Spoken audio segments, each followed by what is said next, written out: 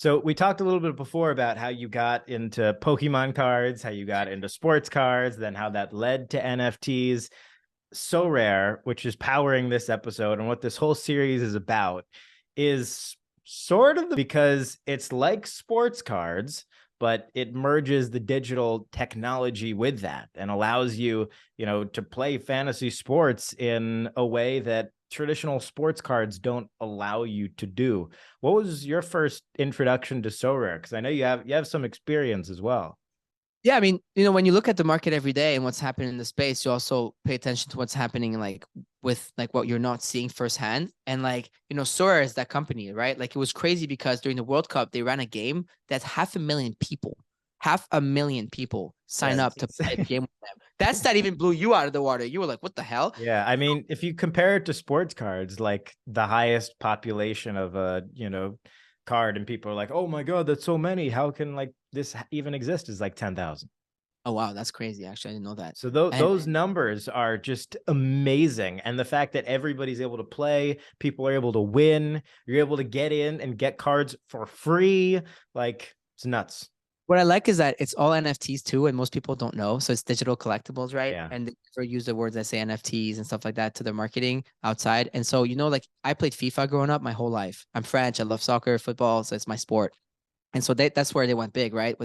It's like the unpack, you pack those players, then you can, play them and everything. And look, like fantasy sports in USA is big. And the fact that they get to work with franchises like the NBA, like for me, this is good for the space. Cause like companies like that help with like the mass onboarding, the meme, oh, onboarding, but also the education of people into Web3 and shows you that this technology, the blockchain, can be used to do things that we're doing, like rewarding creators and whatnot and empowering them, or things like they're doing, which is rewarding the consumer for, like the value of his card goes up, let's say, because he's winning. Yeah. Like there's so many different aspects of it and the collectible side. Like if anything, for you, it must be like crazy.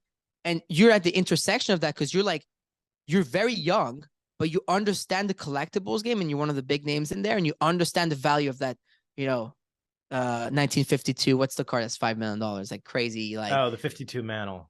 Yeah. 52 Mano. But you understand the 12 million. Charizard first Yep. edition, PSA 10. You understand Sure. those things, but now you have the blockchain aspect to it.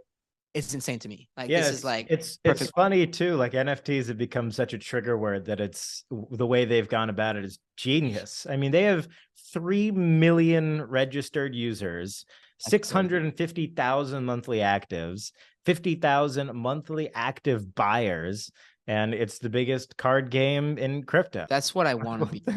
Leo When you Messi's get that, also Leo great. Messi's an investor, and there's a partnership with him.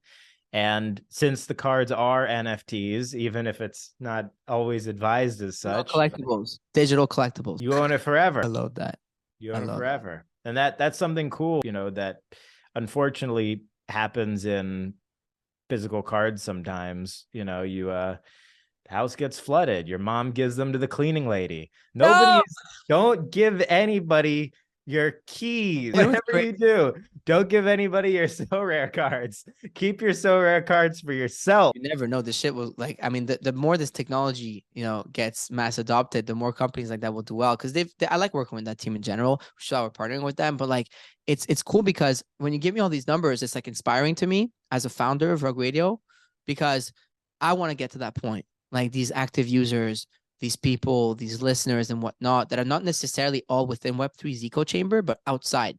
And it's very hard for a company in the space, which a lot of them are trying to do through IP and everything, to actually break outside of our little crypto space.